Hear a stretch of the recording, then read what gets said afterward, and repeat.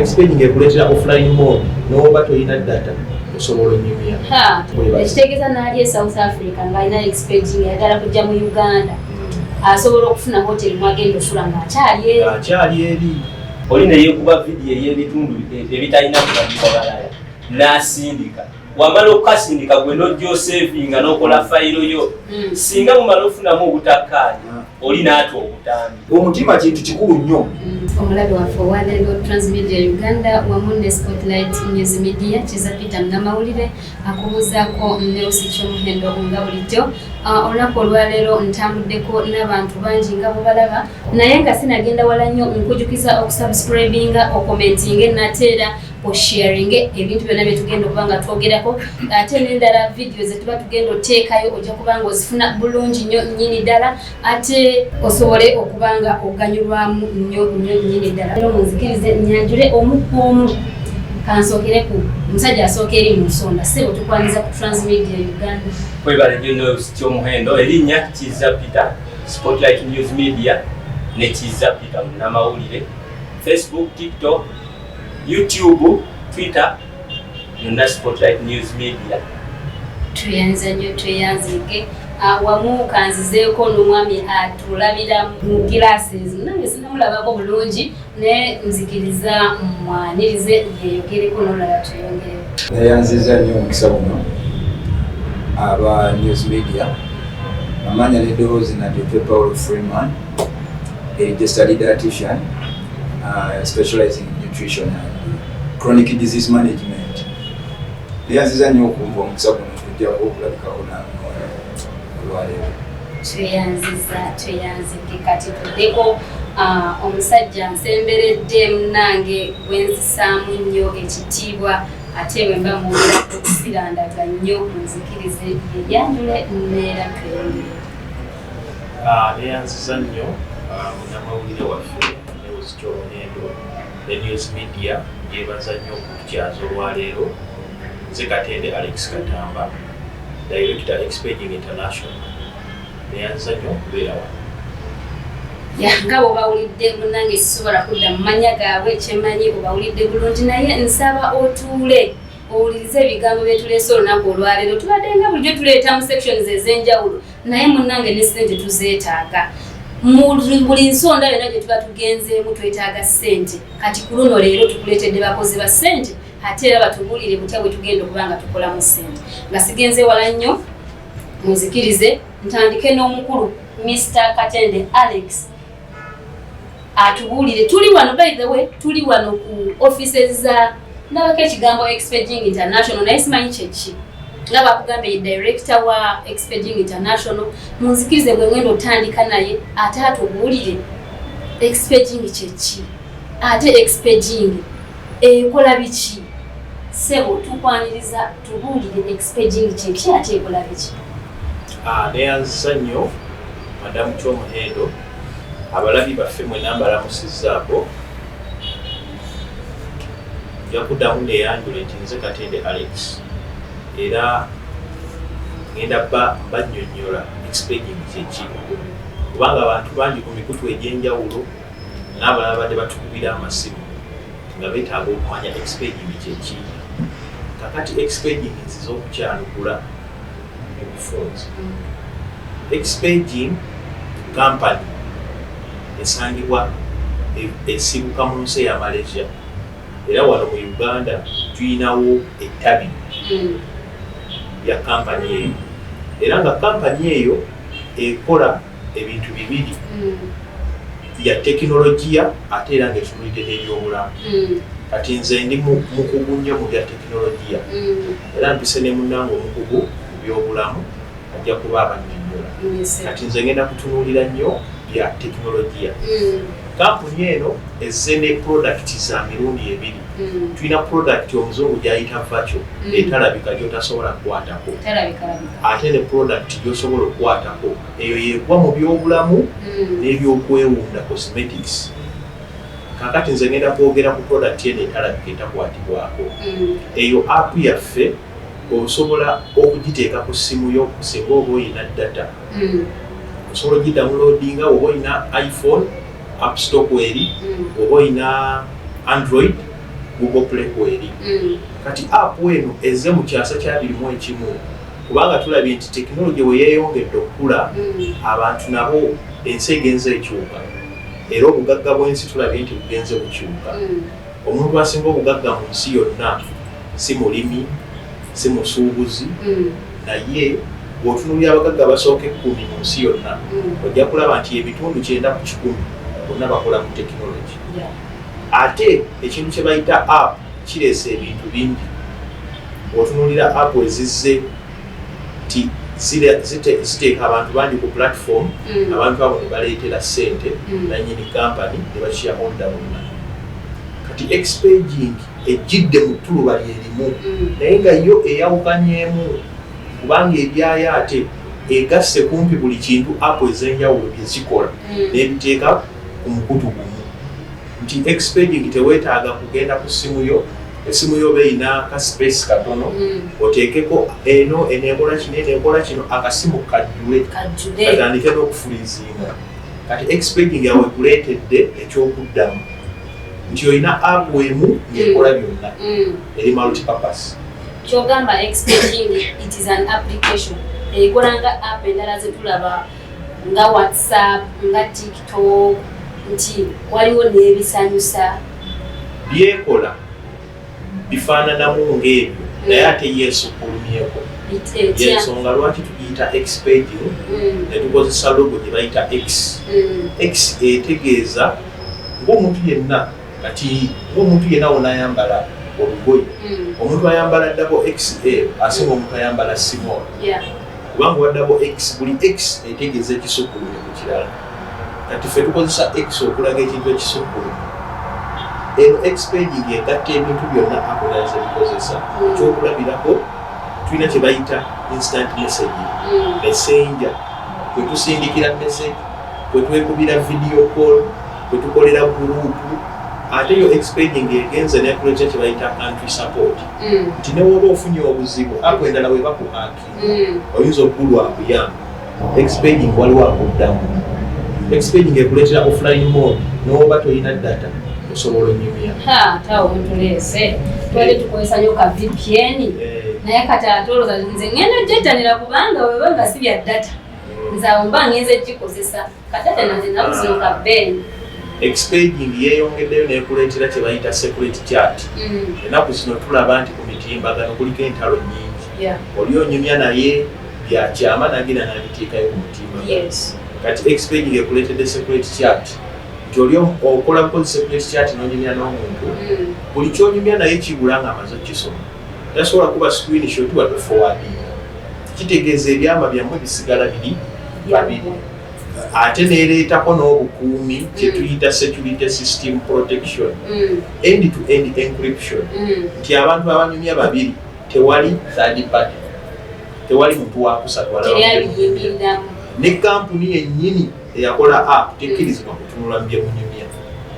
Kakati yeeyo app yeeyongeddeyo n'ekuleetera ne social media nga olaba app endala social media zaazo expaging egiyina ate ng'esukkawo kubanga yo ekukolera osobola okuteekako ekifaananyi kyo osobola okukirayikinga osobola okukomentingako osobola osharinga n'omuntu omulala osobola okuupdatinga status oba editinga profile eyina live video nga TikTok wezikola okola live video yo abantu ne bakulaba.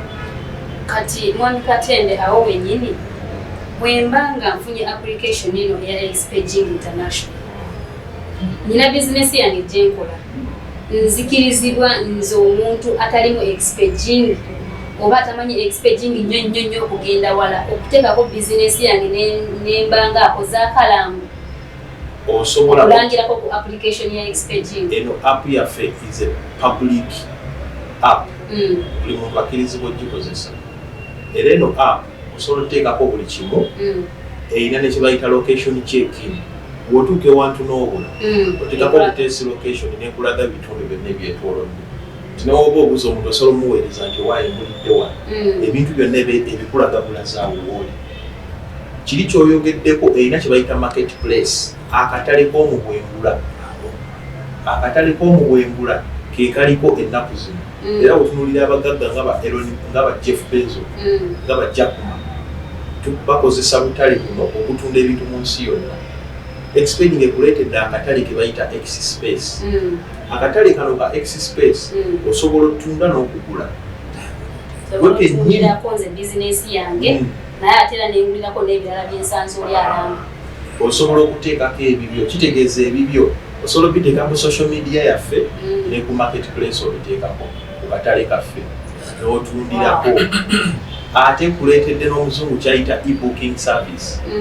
E-booking service bwe buweereza bw'obuukinga ng'okozesa tekinologiya oba amasannyalaze electronic booking, nti osobola okubeera katugeze ogenda va mu Uganda ogenda Tanzania, osobola okulaba woteeri wogenda okwebaka nga tonnatuukayo, ng'akyali mu kifo ky'emirimu ekyo. Oli mu Uganda n'ogisasula ssente n'otuukayo ne weebaka mwebaka. Ekitegeeza n'ali e South Africa ng'alina expeding ayagala kujja mu Uganda asobola okufuna hoteri mwagenda osula ng'akyali eri. Kubanga kino ono tekinologiya ayamba okugyawo kye bayita brokerage, bakayungirizi. Bakayungirizi bano bakuloga bongeza nnyo emiwendo gy'ebintu. Kakati ffe Expeding tukugambye oyagala obuukinga hoteri kozesa Expeding. Oyagala okugula air ticket, ennaku zino tulina ba agent bangi. Oli akugamba okubuukinga air ticket ya $1,500 naye nga tiketi ya $1,000. Kubanga gwe tobimanyi osasula busasuzi. Kati Expeding ekugambye jjawo bakuloga jangu straight obuukingire. Expeding y'emu n'ekuleetera nti oyina kye bayita electronic wallet nga olaba Visa card oba ATM, Mastercard. Osobola okukola transaction mu nsi yonna ng'okozesa Expeding. Kiki ky'otegeeza transaction mu nsi? Osobola okugula ekintu kyonna mu nsi oba mu Expeding company oba ku marketplace zaffe ng'okopa bukopi namba yo ya card oba Visa card, teweetaaga genda mu banka kutransferinga ssente. Obakukozesa kikolera ku application, okolera ku app, oteekamu butesi ssente zo ne zigenda wonna weeyagala. Nga munaba mutuwonyeza n'okutindika eyo e-wallet weri negenda maaso nekuleetera parcel tracking. Osobola okulondoola ebyamaguzi byo okuva mu nsi eno paka mu nsi endala nga tebifunye buzibu, era bakuwa update buli lunaku nti kati bituuse bivudde Guangdong, kati biri Guangzhou, kati biri Italy, kati biri Mombasa, kati bituuse Kampala. Nga nfuna notification wano ku simu, ku email yo ne ku app ebe kuweereza, era oba osobola okumanya ekifa product zo zonna. Kati bw'otunuulira app yaffe byokola ebya messenger, buli app gy'omanyi nti ekola bya kukola message kukuba amasimu ebikola n'esukkawo. Social media egikola ekuteereddeko n'akatale, ate n'ekuteerako nti wano osobola ate n'ofunamu singa ewalala okusinga ku zino apps endala, kubanga eno app ekuwadde essaawa zino okuregisteringa kwa bwereere. Oregisteringa n'ofuuka gwe bayita merchant, omutunzi n'ofuuka mutunzi kuli nga tosasula rent, kubanga n'obutale bw'omugwengula basasula rent. Bw'ogenda n'olaba obutale bwe tukozesa wano mu Uganda obw'enjawulo, abantu bonna abateekako ebyamaguzi basasula buli mwezi. Kati ffe tubaleetedde promotion, musooke mu registeringeeko, teekako product zo otandike okutundirako. Kitegeeza ojja sobola okukola ssente. Ate bw'oba olina ekitone kyonna oba obuyite bwo bw'oyagala okukola, era osobola okukolera ku social media yaffe. Nga oyinza okuba oli muzanyi wa mizannyo, oli mubulizi wa njiri, oli mukozi wa business, osobola okukola live video. Abantu abakkiriza ku byokola bajja kukugoberera. Gye bakoma okuwera gyokoma okukola ssente. Erina ne kye bayita affiliate e-commerce. Affiliate nti singa oyagaliza omuntu yenna okozesa service eri ku app yaffe, app ejja kukukuddiza ku ssente oli nga akozesezza service yaffe.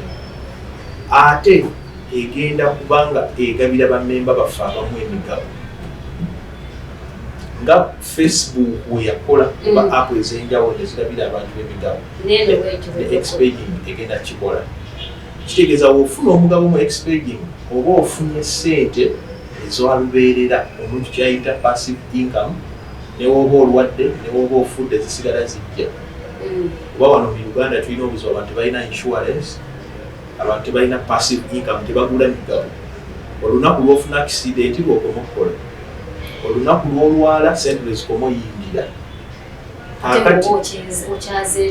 kakati expanding ekuleyingira future eri bright future entangaavu nti kufuna emigabo mu maaso eyo n'oliwo olwadde abaana bo bajja sigala basoma mukyala bajja sigala akyagula ennyama kakati ebyo expanding. Omulabe waffe owaleero ku Transmedia Uganda Spotlight News Media bannange tukwegaide subscribinga osobole okutegeera abasajja nga bwe bati betukuleetera boogera biki ate be boogera kiki kye bikugattako munnange tobeereyo ne weekomuuma n'ogabana ngenze munnange ngampedde nedda mukwano Kiza Peter awo wonyini we tubadde ku nsonga eyo olina kyobuuza Mwami Katende neyanziza nnyo ekyomuhendo nze Mr. Katende kyenjagala ayongere okutangaaza oyogeddeko ku app eyo ng'olaga esobola n'okukola nga data taliiko biki by'osobola okukola data nga taliiko nga okyasobola okucommunicatinga n'abali kwete offline mode tugizimbidde mu messenger yaffe ti messenger osobola okuba ng'osobola okunyumya n'omuntu osobola omusindikira ekifaananyi osobola omukubira akasimu naye nga data taliiko eyo ye messenger yaffe nitwegenda okukola so nga ku app endala bw'oba tolina data buli kimu kiba off n'ezimu ezigezaako okuprovidinga ekintu ekyo bayinza obba nga bakikuwa seasonale ate ebifaananyi babipulogina tosobola bizingira expanding buli kimu kigenda bba nga kiyitawo bulungi kino tekirina we kigikozesa singa mbeera ngikozesezza ebbanga ddene nga sitaddeeko data tekirina we kiyinza kubeera nti oba ntuuka ekiseera nga message zendisiivinga teziri siza instant tekirina we kigikozesa kubanga eno platform nene nnyo omuntu owokubiri mu nsi yonna ayina ekintu kimu ekimufudde okubeera omugagga bamuyita Jeff Bezos ayina just katale kebayita Amazon fe akatale tukayina okanjawulo obeera ne datawo social media efudde Mark Zuckerberg wa Facebook okubeera nti mu nsi yonna ali mu top 10 ayina social media eyo nayo tugiyina abantu bajja sasula okustreaminga kizibu nnyo omuntu omusanga nti ali mu kusindika message zokka mwaka ku mwaka neeno babeerayo so kati eno platform yaffe ey'obwereere yakujja kuyamba muntu wa wansi kubanga kampuni yaffe eyagala n'okuddiza ku bantu nannyini kampuni eno musajja mugagga kakati akolayo platform ayambye ati abantu abangi naye tasobola tuuka ku muntu ku muntu kakati alina yitira mu services abawe ziri affordable ate n'abayamba n'ofuna emigabo abanaabeera baagala ofuna emigabo nga batambuza app yaffe eno ku bantu ab'enjawulo ne product zetubaleetedde zemugenda okulaba olina n'ekirala kyoyogedde ekyenjawulo ku nsonga y'ebyama ti app ezisinga tubadde tulaba kati ngazi Facebook ng'oliwa asobola okukozesa omukisa ogukyatinga naawe naye nga simu gyakyatingirako oluusi siiye wabula kangeze nti omukyala agudde ku simu y'omwami n'atandika okukyatinga naye mu message ezisinga olw'okwagala okufuna screenshot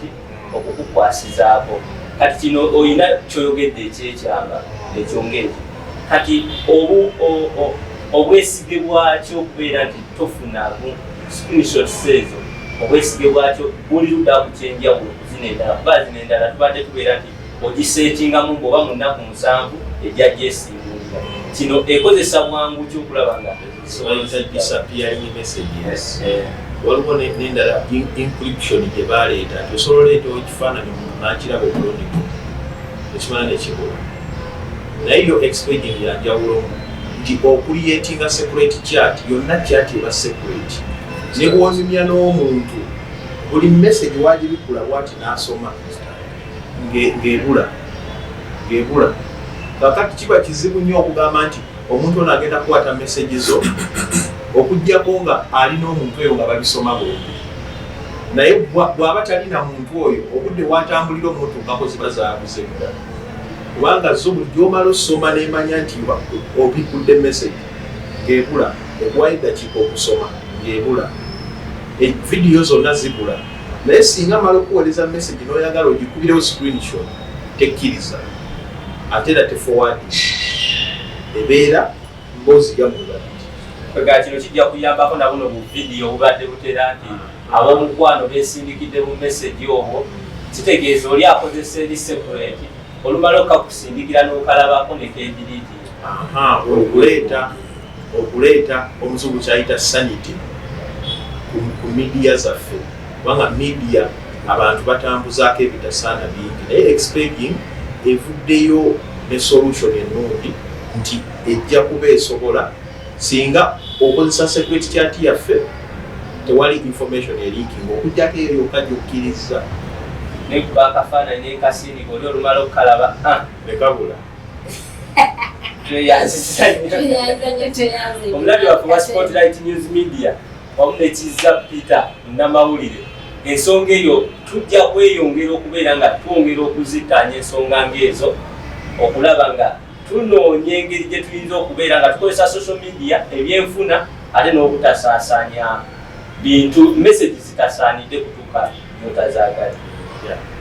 Tweyanziza nnyo tweyanze Mwami Katende wamu ne Kizza Peter bemubaddeko naye ndabye Peter akantu kano akaagadde nnyo ka expaging era maama w'abaana ndabika kati avuddemu akantu kano kyenva nkaagadde nnyo si nti olw'okuba nze ne maama w'abaana wabula nze nkaagadde olw'okuba nti obutambi bungi bugenda ne busoolooba nti obadde ebiseera ebimu okozesa vidiyo oli ne yeekuba vidiyo ey'ebitundu ebitalina kulabika balala n'asindika wamala okukasindika gwe n'ojja osevinga n'okola fayiro yo singa mumala ofunamu obutakkaanya oli n'ata obutambi obusinga babuta si lwakuba nti bakyali mu mukwano babuta nga bamaze omukwano ogwo okwonooneka kakitegeeza we n'abeeramu neyo apu nga nsobola okukola sindika ne wetwetyawo osigala nga singa mbadde nabo naye Kizza lwaki oba omukyawa era omulabi waffe ajja kwetaaga okumanya lwaki omuntu oyo oba omukyawa kanuka Peter akaagadde nnyo baligwa tebiraze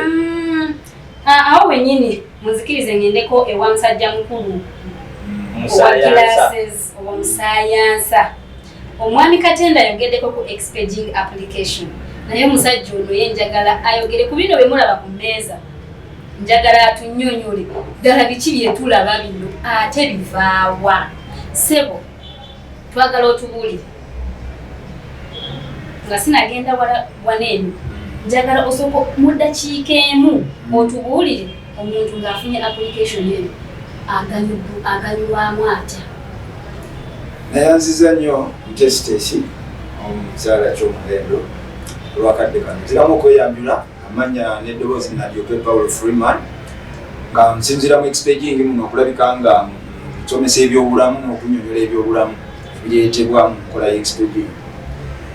Mu expaging muno babagambye wali ga director bwe yagambye nti tulina product bbiri virtual eya technology agyongedde kati tulina ne product ey'okubiri eya tangible products zino etali virtual nti tulina ebintu tulina products ez'ebyobulamu ezeetaagibwa buli omu oli okumanya n'okuwulira n'okukozesa nti mu expaging muno tukwata ku nsonga y'ebyobulamu mu ngeri ya njawulo kubanga ensi eno egenze ekyukakyuka n'obulamu bugenze bukyukakyuka patterns nyingi nti endwadde tezikyatulumanga edda endwadde zakyuka endwadde zijja mu tekinologi mu ngeri yakyusekyusemu emibiri gyakyuka lwaki olw'embeera mwe tuwangaalira bye tulya ne lifestyles ezikyuse kakati n'ebirwadde nayo bikyuse naye expaging eyimirira abo nnyini nejja ng'eyitidde mu buvumbuzi obupya obwa stem cell concept. Stem cell concept kyekinti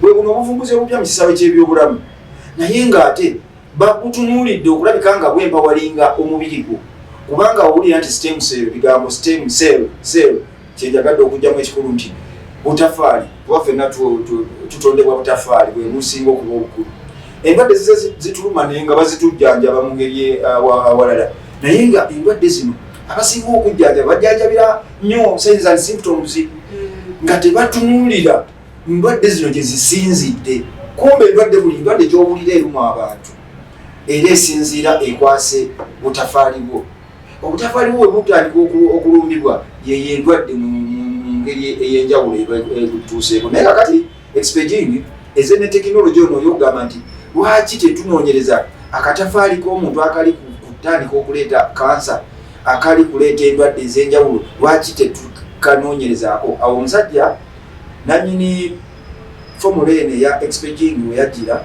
naleeta eddagala nga liri mu stem cell concept nti lijja ne litandikira ddala ku butafaali bwo ne litandika okutereeza obutafaali bwo olw'omuno omubiri gwo ne gusituka ne gweyamba okwegobako endwadde ezisinga obungi. Endwadde ezisinza okulabika nga tuzikolako era nga zaali zaleeta ebigambo mu bantu nti balowooza tezikyawona. Mu expaging wano ziwona. Tulabye tulina testimonies nyingi nnyo ku ndwadde abantu ze babadde balowooza nti kati tezikyawona. Kubanga lwaki ensejjanja bebaddewo nti yakuwonya bulumi na bubonero. Kati ffe tuliwo kulabika nga tulwanira ddala kutandika ku kikolo. Akatafaali kano akalumbiddwa kansa akalumbiddwa endwadde yonna eyo ekusumbuwa kali katya kati ketutereeza olwa stem cells zino eddagala lino eriri mu supplement form nti olyeyongerezaako omubiri gwo ne gusituka ne gulwanyisa endwadde zonna ezisigadde n'oddayo bujja kakati eddagala eryo mwerijjidde. So bino bye mulaba wano ku mmeeza nga mukyala Kyomuhendo bwagambye tulina eddagala ery'enjawulo mu categories ez'enjawulo omuziraba. Tulina Nutri-B, Nutri-D, Nutri-Tech, Nutri-Coffee byonna byanjawulo bikola ku ndwadde ez'enjawulo. Naye okusingira ddala tulina flagship product oba product ekulembera mu expaging nga yene ya Nutri-B. Nutri-B mwe muli mother specific ingredients eziri ku kigambo mother cells oba stem cells byeddagala ekkulu erikulembera buli omu ali eyo yenna alyetaaga kubanga mujjuddemu ebirungo ebiyamba omubiri gwo buli ndwadde gy'omanyere esumbuwa abantu era eruma abantu oba ezitta abantu nga zeetaaga buli omu afune ku doozi eno kubanga mujjuddemu ebirungo ebiyamba abantu okulabika nga Mwami Freeman nga tetunagenda wala omulabi waffe ali eyo alaba omulaga lino eddagala naye tamanyi eddagala lino livaawa likolebwa luddawa ate likolebwa mu biki. Kakati kampuni expaging nga bwennyonnyoddwako mu kusooka nti esinzira Malaysia n'obuvumbuzi bw'eddagala lino businzira Malaysia era nga kampuni entongole eyateekebwaho okulabika nga eddukanya omulimu gw'obuvumbuzi n'okuteekateeka okukenena eddagala lino yeya Oribayo Nature. Oribayo Nature esinzira Malaysia naye nga mu nsi yonna y'emu ku kampuni entono ennyo ezirina concept eya stem cells oba stem cell therapy nti ekwata kifo kyakutaano mu kampuni ezisinga mu nsi yonna okola ebintu eby'omutindo. Yeyo Oribayo Nature yekola products zino. Oribayo Nature nayo kampani nga yo oba eriemu ku expaging. Webale nnyo. Expaging nga babagambye nti an umbrella corporation omuli companies ez'enjawulo ezikola ebyenjawulo nti Oribayo Nature yeemu ekola specifically ku products n'ebyobujjanjabi etuusa eddagala lino ku mutindo okukenena okwetegereza research byonna n'eriformulating neriggwa kakati eddagala eryo ne lirabika nga litutuukako mu ngeri y'entongole. Kakati ne tweyongerayo kubanga kuno kuliko n'ebigambo ebirala ky'oyinza okutunulirako n'ogamba nti nalabyeko kuliko ne Nutri-6. Nutri-6 nayo emu ku kampuni eyamba ku kupaakinga n'okulabika nga eranga n'okutunda eddagala lino okulabika nga litutuukako naffe eno yekola ku nkola eza logistics n'ebyokulabika nga epackaging products zino. Mwami Freeman nga tetunagenda wala weewaawo omulabi waffe ali eyo abantu bafunyeeko companies ezibafera n'agenda neyekolera ebiddagala bye n'abireeta n'abiguza abantu naye nga tebikola n'oluusi nga birimu obutwa lino eddagala limulese ku katale liyina njawulo ki ku eryo oba eririko kati. neyanziza nnyo ekibuuzo ekyo ate nga kibuuzo kikulu kubanga eno ensi kati mulembe gwa bugunjufu tomala galeeta kintu ku katale n'okitunda naye nga tolinaawo kikakasa nti ekintu ekyo kyetoolodde era kyamutindo okutuukana n'obulamu bw'abantu. Ngere mulaba nti wano mu ggwanga Uganda tulina UNBS ekola ku by'omutindo ne tubeera ne NDA ekola specifically ku by'eddagala National Drug Authority. Company expaging olw'okuba nti yajja nti is an international company nti yo erabika nga etunuulira mutindo gwa nsi yonna era bwe yamaliriza okulabika nga eteekateeka products zino yatuukirira companies zino ebitongole ebyensi yonna ebicekinga omutindo netwala products zino nezibeera nga zitunuddwamu era neziweebwa stamp okulabika nga zitunda mu nsi yonna. Mu nsi muno mulimu gurupu z'abantu oba communities ez'abantu ab'enjawulo nga bo bamanyiddwa mu nsi yonna nti bantu bagunjufu bayivu era nga bagagga. Ngenda kubamenyerayo ebikinga bisatu. Tulina the European community omwo ensi ez'e Bulaaya n'abantu b'e Bulaaya. Abantu abo bamanyiddwa ensi yonna nga abantu bagunjufu ne tekinologi ewaabwe yakulaakulana era abantu balina ssente. Okuwulira product nga esobola okulabika nga erina akatale mu bantu bano ekyo kiba kyanjawulo. Si buli omuntu asobola okuva gy'ava n'atunda mu katale k'abasajja naye product tugenda okutunulira nga expecting erina Nutri-B, Nutri-Tech, products zonna nga zascribinga ku standards z'abasajja bano era nga bennyini bateekako standard marker yaabwe kitegeeza nti product eno gy'oli kulaba wano osobola ogikozesa wano mu Africa ne Bulaaya ekitabaddeewo kubanga babadde nga basosola Abafirika ebintu ebisinga okutundibwa wano ng'ogenda okubinoonyereza nga bikoma wano mu Africa kitegeeza nti standard ya Africa naye wano ye product egyosobola okutunda n'ogenda ne ku lukalu lwa Bulaaya n'ogisanga kitegeeza that's the global standard, global unification.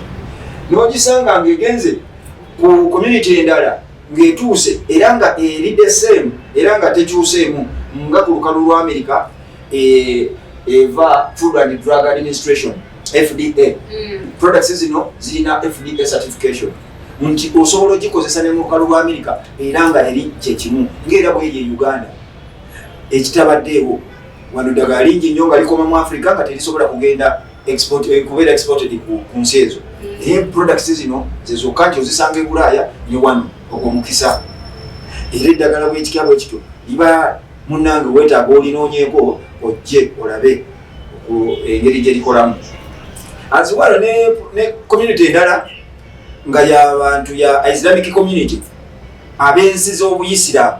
Abantu abo balina enkwata gye bakwatamu ebintu bye bakozesa mu bulamu bwabwe nti baagala nnyo okukulembeza ekintu ekiri halaali ekitali haraamu. Abantu abo si bangu nnyo okuwulira product yonna ya kampuni eri eyo ng'egenda n'etunda mu bantu bano kubanga baagala nnyo okwekenenya nga bayita mu laboratory zaabwe ez'Ekiyisiraamu ezirina standard ya halaali. So products zaffe zino zirina wookebera emabega eno ojja kusangako marks ezo nga zikulaga nti esobola okutundibwa ne mu Islamic countries oba community n'abasiraamu bagikozesa era bagikakasa nga nnungi. Gwe mutindo gw'ensi yonna products zaffe ez'expeding kuziyimiridde. Okay. Awo wenyini njagala mwami Kizza abeeko kyakubuuza ku nsonga eno tunagenda kunyumira ddagala. Mwami Freeman oyogedde ku products naye ng'ozogeddeko emiganyulo mingi omuntu yenna gye yandyetaaze okumanya naye products zino zinywebwa nga cyayi zeesiigibwa ziriibwa mu mmere enkozesa yaazo eyimiridde etya kuba twogedde ku miganyulo gyayo ne enkozesa yaagyo eyimiridde etya kubanga eddagala erimu lijja ne libeera nga likaawa erimu terina testi eddagala lino liyimiridde webali nnyo testi kakati ekibuuzo kibadde kirungi nnyo ekibuuzo kigamba nti tuzikozesa tutya enkozesa eyimiridde etya zino nabagambye products naye nga ziva mu kategori ya supplements. Supplements mu Luzungu naye mu Luganda zigenze nyongereza ku byokulya. Eddagala lino likolebwa mu bibala ebiriibwa abantu naye olwokubanga lyo likenenebwa era ne lisengejjebwa mu bibala mu nkoza eya tekinologi ow'amaanyi ennyo kati ne liryoka lifunibwanga eddagala. Kakati we tuba tulikozesa era waliwo enjawulo mu nkozesa yaalyo okwawukana kubanga eno supplementation nti eddagala limaze okupurifyingibwa oba okusengejjebwa kati ligenda mu mubiri gwe. Product eno gye mulaba eya Nutri-B bwe tugifuna n'ogisimulula ya buwunga si ya mpeke si ya mazzi nti onywa oba omiranga otumira capsules n'amakerenda nedda eddagala lino baalikola ne babekennenula naye nga liri mu mugunga nti bw'oba olisumuludde mulimu busaketi kati muno mulimu busaketi 15 bw'oba okasimuludde n'okayuza bwoti oteeka wansi wa lulimi lwo. Lwaki wansi wa lulimi? Nti eddagala lino eno nyongereza ku bulamu bwo. Eddagala lino limu stem cells ezeetaagibwa mu bulamu mu mubiri gwo nti woba oteese wansi w'olulimi waliyo obutuli bwe bayita sublingual glands openings nti bw'oyiwa wansi w'olulimi eddagala lino liyingira buyingizi direct mu mubiri gwo. Teryetaaga kuyita mu saidi nga bw'onaalya emmere nti liyita mu lubuto ne ligenda eri ng'emmere bw'etambula. Weewaawo tekyewalika oba oliteese wansi w'olulimi amalusu gamala ne galijjaliwa erimu naye ng'erisinga obungi liba liyitidde wansi wa lulimi. So awo tugambira nti weliba liyiseewo ne lijja ne wangulu ne lijja waggulu ku lulimi ne liyita eno nga lyagala kuyita mu bulago ofuna amazzi n'omira weewaawo kiba tekikosa nnyo naye ng'eddagala esinga obungi tulikola nga tuliyisa wansi wa lulimi ligendera eddala ddala mu blood streams oba mu ntambula y'omusaayi gwo likuyambire eddala. Akati nga njagala buli ddagala lyetukwatako nga olinnyonnyola engeri gy'olikozesa na biki bye likola katuva olimu bulimu. Kati lino twagala otubulidde engeri gye balikozesa naye tetubulidde erikola ki. Eddagala lino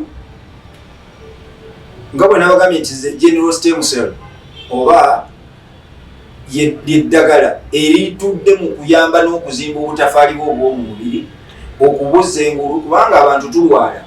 Lwaki tulwala?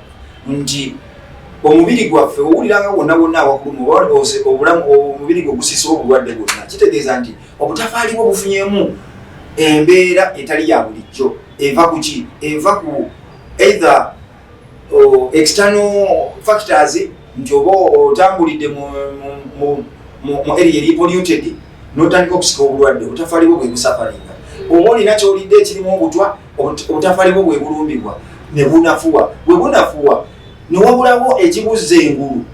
Twala ekizambo yino nti olina embeera gy'oyitamu nga gwe kale tewalidde kyaggulo tewalidde kyanca ennaku nga 2 ng'olaakinga kuba emmere gyaffe girina okuba nga giriikirizibwa.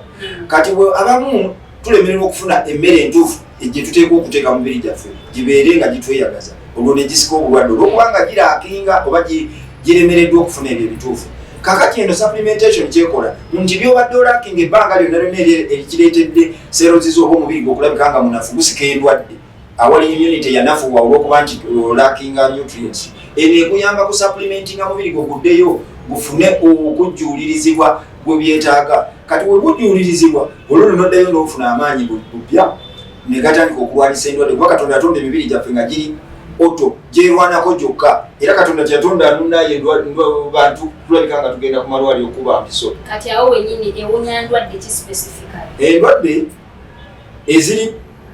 ezikakasiddwa nga zikolebwa nga zijjanjabibwa product eri ya Nutri-B ziwera endwadde ezisukka 10 naye nja kumenyako entono kuzo kubanga nze mwennyini ndabyeko ku bujulizi nga abantu abakansa ndabyeko abantu abalumibwa abatalaba abalina stroke abalina pressure sukaali abalina ensimbu abagwa ensimbu ndabye ku bantu nga omuntu ali awo alina okwerabiralabira mu mutwe gwe okulabika nga abantu tali alina general weakness kwegamba bana abasomi performance ye nafu nnyo mu class okutandikira ddala ku nasale paka waggulu eri mu masomero ag'amaanyi tulabye nga abantu products zino zibayambi nesiriimu mwennyini awo HIV amukolerako ddala eno product y'amaanyi nnyo kuba nti eyamba butafaali bwo buli ate buno obukulu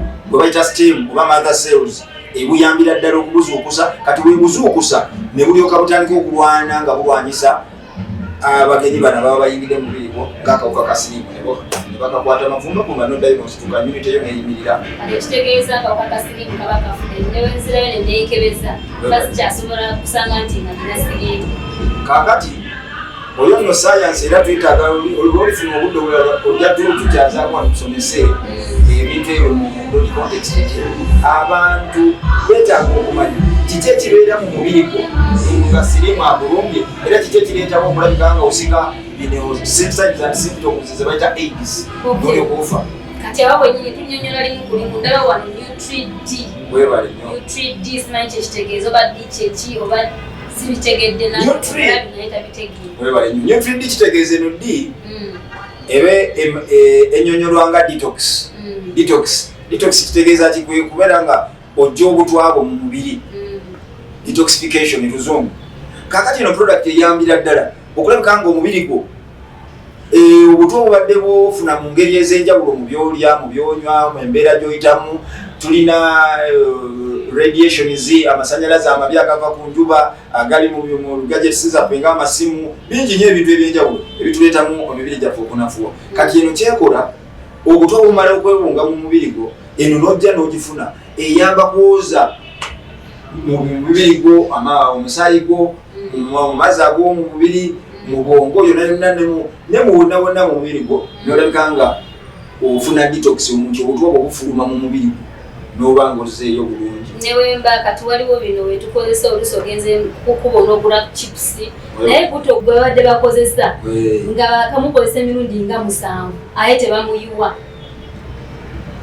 Linyamba litya eddagala ekyo. Kaakati ekyo kikulu nnyo. Omanyi olwakadde njagala mpitemu katono nnyo ku nsonga eyo. Nkulu nnyo abantu baagala nnyo emmere gye bayita fast foods.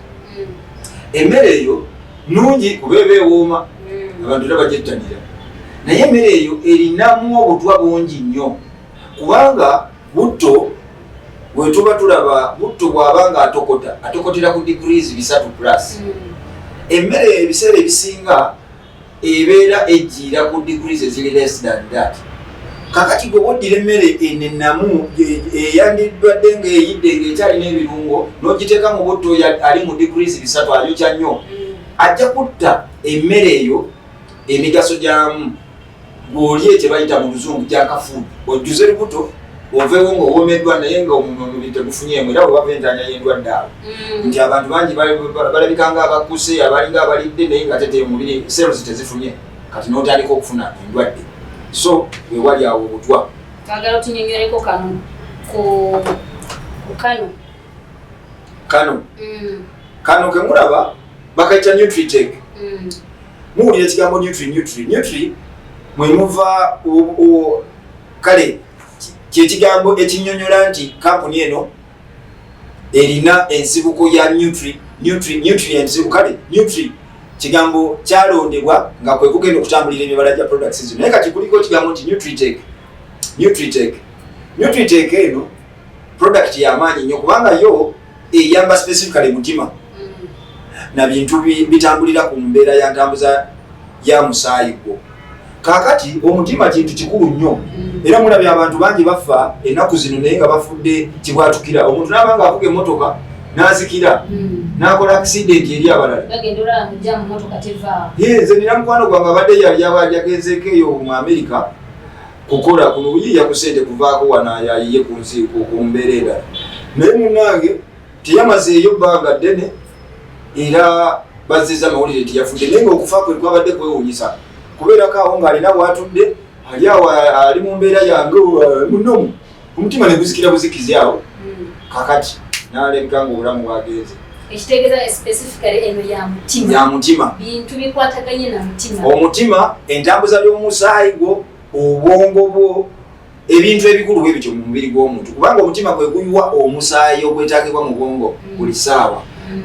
Kakati muzima kasita kufunamu obuzibu nga tegukyapampinga mu bulungi musaayi kuyiwa mu bwongo kyekivaako n'endwadde ya stroke kubanga stroke ajja nti obwongo bwo bunafuye olw'okubanga tebufuna musaayi gumala buli ssaawa. Kakati obwongo bwe bulwala kakati stroke n'atandika okujja ebisenge by'obwongo. Lino nalyo liri mu buwunga era tuliteeka wansi wa lulimi mulimu obusaketi 15 ojjamu kamukamu n'oyuza n'oteeka wansi w'olulimi n'onyweyako amazzi. Ekitegeeza ekyama kiri wansi w'olulimi. Weebale nnyo era y'enjawulo y'eddagala lyaffe ku ddagala eddala nti eddala likola nga bwera bwe tubadde tulikozesanga eddala naye lino lyo lya wansi wa lulimi lwaki nti lya muwendo nnyo era lyetaaga kuyingira direct mu musaayi kuba Katonda yatonda wansi w'olulimi awe wali obutuli okuyingiza direct mu musaayi ekitali mu ddagala ddala era tekubirizibbwa bwe butyo. Kati ne lyaddi okuddayo kakatono lino lyo lya mu mazzi gamuguumirira kuba engeri gye liri nti linaaza bitundu byonna eby'omubiri gwo litandikira mu byenda mu lubuto kubanga abantu bangi tulya emmere naye neerwamu mu mubiri gwaffe. Omuntu n'olya emirundi 3 olunaku naye n'omala ennaku 4 nga togenda mu manju kitegeeza emmere esanga yinaayo mu mubiri ogwo nerabika nga omubiri gwo gutandika okufunamu okulabika nti gulina emmere enkyafu etafuluma era abangi tulina ekizibu ekyo kye bayita constipation obutafulumya bulungi emmere kakati lino era nga bwolirabako kacaayi era liyitibwa Nutri Cafe nti baalikola mu flavor ya kakofi buli omu wawulira kacaayi kofi zibamanya oyogera ku kofi omuntu obwongo bugenda ku caayi kakati kano bakakola nga kabeere kalungi nnyo ne mu mpulira yako obenga kakozesa nga caayi webale nnyo kakati naye ng'ekikulu ekyama ekiri muno nti mulimu ebirungo ebikulu ddala ebiyamba omubiri gwo kakati abantu bangi balina obuzibu bw'amaaso amaaso gatandise okuluma abaana abato amaaso galinga ndwadde ya bukadde ng'omala kukaddiwa nyo n'ozindala amaaso nga tegakyalaba naye kakati ennaku zino osanga omwana omuto nga alwala amaaso lwaki nti waliwo endwadde ezijja n'ekifu cataracts waliwo glaucoma kwe kufundula kwokulaba kw'eriiso lyo ligenda lifunda paka werizibawo kakati endwadde eyo eruma nnyo ate eringanga ku ndwadde zino ezitawona kati muno mulimu ekirungo kye bayita lutein nga kimanyi okukakasibwa ensi yonna ng'oyo akifunyeeko n'akikozesa ebizibu ng'ebyo eby'amaaso oba obiwone oba oliwa egi ki oba oliwa tekiriiko myaka obeera ogenda kuyamba amaaso go ne mubamu ebirungo ebirala nga lutein nga ganodama ekyo kitiko. Mwami Freeman oyogedde ku ky'emyaka wewa eddagala lino lyonna lyotulaze likirizibwa okukozesebwa buli omu ne bwaba mwana wa lunaku lumu. Webale nnyo eddagala lyaffe lino liri mu stem cells. Stem cell ki science mugazinyira nsaba olinde tulunaku lulala n'otuwa ne tugaziya ensonga eyo stem cell munene nnyo abantu abawuliza abaffe beetaaga badimanye. Kakati eddagala lino lirina emyaka kwe litandikira okusingira ddala emyaka emito tutandika n'emyaka 4 paka emyaka gyonna egy'obulamu bwo. Awo eddagala lino berisosola abalala be bakyala abalina embuto. Omukyala ng'ali lubuto teweetaaga kukozesa ddagala lino waliwo ekyama olw'okuba zino stem cells n'ekyolina mu lubuto kirimu ekintu ekitambula nga stem cells ekirimu kale tebyetaaga kontana so tulidda ne tugaziya ensonga eyo. N'ekirala omukyala ayonsa lactating mothers tebeetaaga kukozesa ddagala lino kubanga aba alina kyagaba nga aweereza omwana. Kakati mulimu okulabika nga omubiri gwe ogulabika nga tegujja kusobola kukwataganya bintu bino kubanga ddagala lino litambulira ddala kuteramuza kukyusa butonde bwo. Awo wenyini omulabi waffe owa Transmedia Uganda Spotlight News Media tukwegayiride ga subscribe nga kuba ojja kufiirwa bingi nga tomanyi oli ajja kusubscribe nga tetuteekayo abenga buli kimu akifuna ate n'ekirala sharing ka video kano katambule osanga kagenda kutuuka kujajjawo ow'omukyalo nga ate kyekizibu kimu kyekyamaaso kyakoze eki kyalina tusubscribinge olikinge okomentinge okasharing okatambuza akantu buli omu asobole okulaba biki bye tuba nga tubaleetedde. Mwami Kizza awo wenyini omusajja Freeman onakyo mubuuza. Nze Mwami Freeman nandi mubuuzizza bingi naye tebijja kuggwayo tetujja bimala lwaleero ebirala tujja kudda nga tusunsula kimu ku kimu. Nze kimu kye neetaaze nnyo mpoomerwa nnyo kyayi n'okusingira ddala wendabyeko akagambo kano kofi. Lino lyokka nze gye ngenda okwetoolako lino lyonna omugaso ngirabye nga mingi ne bino bisaana nga buli kimu okiwa olunaku lwakyo. Kati product yeno oginywa otya? Ewooma, nteekamu sukaali, siteekamu sukaali, nayo ya wansi wa bululimi nti wenfuna kyayi wange mbatika mubatike oba ogikozesa otya? Webale nnyo okubuuza ekibuuzo ekyo Mr. Kizza. kakati product ya feno engeri gyeri nti nabagambye nti yakolebwa mu flavor ya coffee chai tumanye engeri gye tumunywamu bana inatuwomi kubanga chai kitegeeza oba tofumbye mata ofumba omukalu n'otabula nga gaba mazzi gojja kakati lino si mazzi ago wabula lino ddagala naye nga balikoze just mu flavor ya coffee nti ofumba amazzi go kuba nalyo liri mu buwunga n'ojjamu saketi ziri muno n'oyuza saketi eyo n'ofuna ekikopo kyo nice kakati n'osulula saketi eno n'oyiwa mu mazzi agagojja n'otabula tewetaaga kwongeramu sukaali kuteekako majaani kuba kukozesa ebintu ebirala kuba lino ddagala gamba nywa kawoowo weebale nnyo nga sinywa kuwuumira naye nga kalabika bulungi ng'era boolaba wano nti alabika ng'amata kuba kawoomera ddala kawunyana bulungi nnyo kasikiriza naye bw'omala okukatabula ndowooza haafu ya nice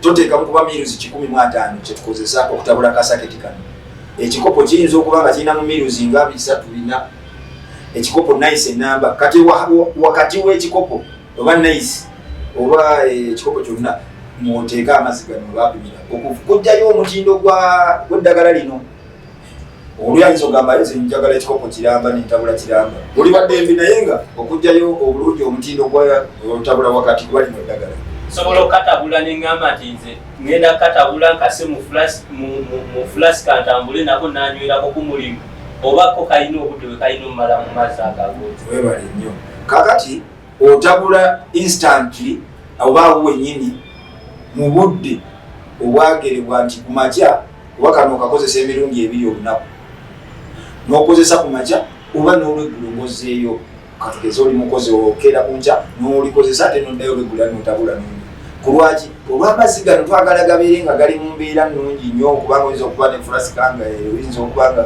erina engeri gyesaamu okuba nga tegakyayokya bulungi naye twagala amazzi agokya n'otabula nga kyayi n'ositula kuba muno mulimu libigenza yuzi n'olikozesa ne ligenda mu mubiri gwo n'olyoka okola ekirala so bwetutabula omanyi ekikumbuzisiza ebintu ebyo eyinza okuba nga eddagala likola naye enkozesa yaalyo nerifuula eritakola nti nyinza okuba nze olw'okuba ndabye kawunyanga kyayi nentabula omulala nenywerawo omulala nenteeka mu fulasika nenywerako ti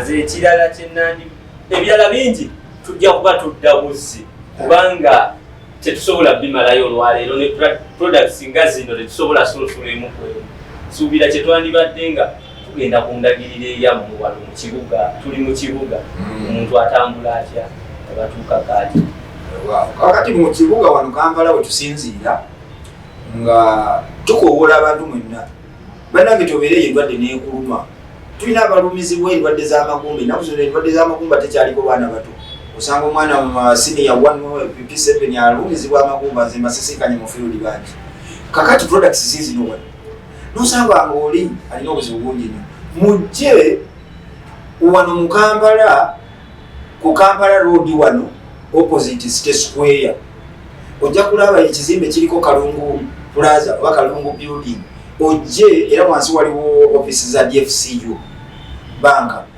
kati gwoyingirira waliwo omulyango ojja ku level 2 level 2 ojja okusanga ekipande ekinene ekigamba nti expeding era kyaka n'okwaka oba nga tosobodde kukola ekyo ennaku zino mulembe gwa communication and connection funa enamba z'essimu zino zikuyamba okututuukako mu bwangu 0700 577 339 eyo yeyange kanjiddemu eri 0700 577 339 yeyange eze obanga tokubye kweyo oyinza okuba ku ya director eri 0788 033 790 kanjiddemu ogwokubi eri 0788 033 790 ojja kuba oli ku ya director nsonga ya director nsaba onzikirize director namulabye nga musajja ye wa technology ate mu ndagiriro zonna ze bawa nalabyeko okuli QR code eno ekuwa ndagiriro ekuwa product gyogenda kukozesa QR code eno sooka ogitunyonyoleko kubanga omulabi waffe wa Spotlight ne wa Transmedia agenda kuba ne QR code eyo kikyaba asuubira mu QR code. QR code zaffe zino ekisooka zikuwa endagiriro ku mikutu gyaffe egy'enjawulo gye tuliko nga Facebook, Instagram ne X. Kyokka ate QR codes ziraga originality ya product zaffe. Kuba product zaffe engeri gye zikolamu emirimu emirungi tuyinza okufunayo abaagala otwefaananyiriza ne bacukula ekifaanana ng'ekyaffe. Kati twateekako QR code okugeza ng'eno bw'ogisikaninga ejja kutwala ku website yaffe direct eya Nutri6 olabe buli kimu nga bwe kikolebwa n'ebintu byonna ebidescribinga product zaffe ez'enjawulo. Kyekyo kyebadde neetaaga okumanya kuba abantu abasinga asobola okumanya nti eno bagiyita Nutri-Cafe n'akolayo ekikye badde yalakulaga enjawulo oli wasobola okubafuna mmwe nga takozeseddwa muntu yenna asobola ateekako nnamba ya simu. Tweyanziza nnyo tweyanzige Mwami Katende nsaba tuwa akasembayo akaterekeka nga watusomera n'ennamba.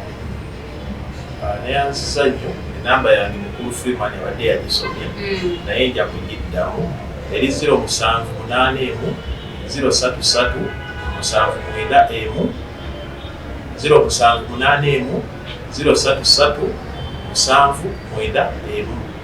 Kakati akatalekeka mugende mwenna mu downloadinge Xpage mutandike okugikozesa kubanga ekyasa kye tulimu kya digito. Emirimu gigenda kendeera mu nsi. Tobeereyo n'oweerera omwana wo n'omuweerera naye nga tomutadde mu tekinologiya kubanga ne mu Uganda batandise oyingiza roboti ezigaba cyayi weziri zigaba cyayi. Kaakati omwana wo asoma okukola mu woteeri mu myaka 2 oyinza osanga emirimu giweddewo. Banka etuwa amagezi tukozese digital banking. Nze era maze emyaka 2 sibinnya mu banka. Sente mbankinga na ATM nzijjayo na mobile money. Kakati kitegeeza abakola mu ttera banka weba eyina abantu 2 ttera mu myaka 15 bagenda kuba basigadde 2. Kakati jjangu mu Xpage tukuyigiriza tekinologi ensi nga gyegenda. Omuntu omu yagamba nti oba oyagala okubeera ow'enjawulo manya ensi gyeraga obeera omu kubasookayo. Beera omu kubasookayo manya ensi gyeraga obulamu bw'obwomaaso bube butangaavu. Engombo yaffe egamba nti move your future with Xpage. Move your future with Xpage. Kinyonyole mu Luganda sewogwe Muganda. Omulabi waffe nyizo kisomya. Omulabi waffe anaaba akinyonnyola oba okwetuukira ddala bakimutegeeze. Ateeketeeke ebiseera bye eby'omu maaso ne Xpage. Okiraba Mwami Katende kazi tasobola kutamanya kunnyonnyola kintu ekyo kati sangala okozesa. Tweyanza nnyo tweyanzege Transmedia Uganda Spotlight News Media kwe tubadde ate tusaba otugoberere ku buli kimu kye tubanga tutaddeyo osobole okubanga oganyulwamu. Tetugenda kusuuka wano tubegayidde katubeerekereze munange n'alima awagonda atera n'akola ki? Nyuka. Shalom.